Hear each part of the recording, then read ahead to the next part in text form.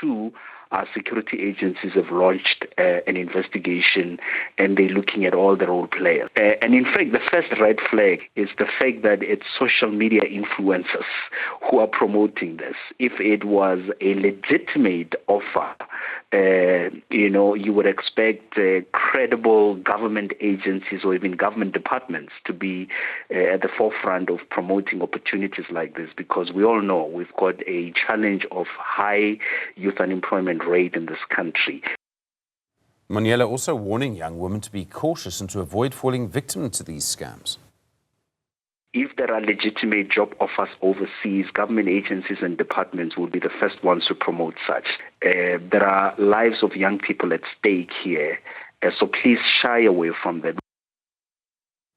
Meanwhile, the Deputy Minister of Women, Youth and Persons with Disabilities, Steve Letsika, says government has compiled a list of social media influencers who may be implicated in these adverts.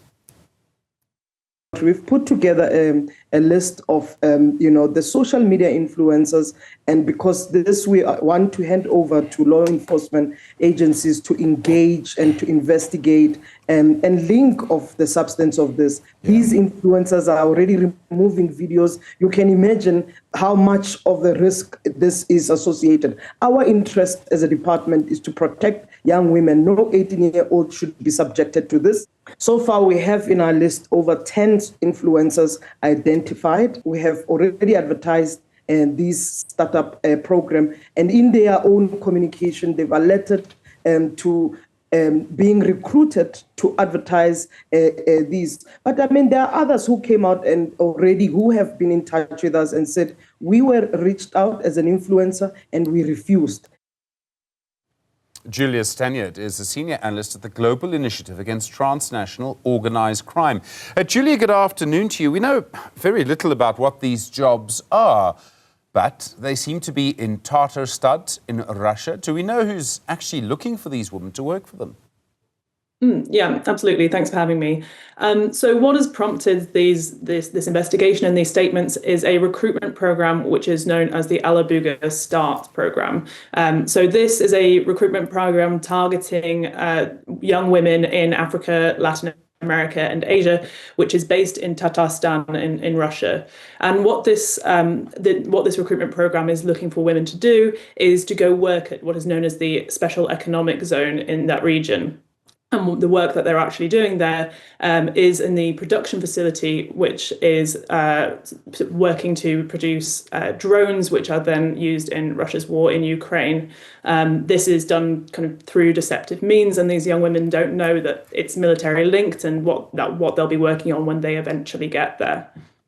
I was quite surprised, and it did raise an alarm bell for me, at how specific the age requirements were. They want young women aged only from 18 to 22.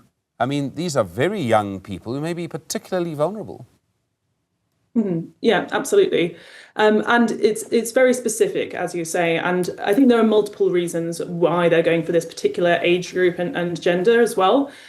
So firstly, one of the ways they lure in these women is that it's marketed almost like a scholarship program. Some of the women that we spoke to who had been recruited, we did research into this. They said that they thought it would be something more like a scholarship where they could have opportunities to learn, and targeting that particular age group of university age women helps maintain that sort of ambiguity. Other reasons why they might be targeting particularly younger women, we spoke to other people who were working at this site, and these women are perceived as being, because they're younger, perhaps easier to control or easier to manage within the kind of broader recruitment process that is going on there. But yeah, it's highly targeted, highly selective, as you say. I mean, one of the big issues is once you're there, it's very, very difficult to leave, to come home again. Mm-hmm. Yeah, absolutely. So this was one thing that we also looked into as part of our research. What are the conditions under which they are working? And we did find instances where women had been able to return to their home countries. Several African women, but it does seem that the vast majority of women who've been recruited to program so far have not yet returned.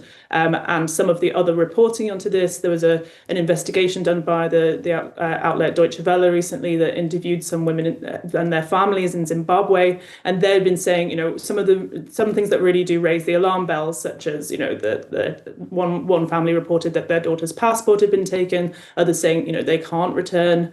And realistically, it is quite it's very, very far from home and far from kind of consular or diplomatic support that young women who are not citizens of Russia but find themselves in Russia might need. So our government says that some of its agencies are investigating. Do we know if the Russian government is involved in this some way? Mm-hmm. Yeah. So as I said, the factory which is operating at the Alabooga SEZ site is one that is producing military drones. So the main customer, naturally, for those drones is the Russian Ministry of Defense for the conflict in Ukraine. They are also a major financial backer of the company which set up that drone producing program. And this was made clear by a series of leaked documents that came out about the company a couple of years back. So they're highly embedded in the management and the running of that production facility. It is otherwise run by a private company, but it's a very close public and private sector link there, which is something that is quite typical of the way that the Russian defense industry works, particularly in the last few years, given the conflict in Ukraine. So whether the it is run by a private company, but whether the recruitment process is private, nonetheless, it is for something that is ultimately quite a state-linked operation. Where they have been recruiting in African countries, it does seem that the Alabooga START program has benefited from the support and kind of facilitation of Russia's diplomatic kind of embassies and so on overseas. Julia Stanyard, thank you very much indeed. I really do appreciate the time. A senior analyst at the Global Initiative Against Transnational Organised Crime. A reminder of the South African National Human Trafficking Hotline, or you or someone you know, maybe someone in your family has been affected by this. It's 0800 222 777. 0800 222 777.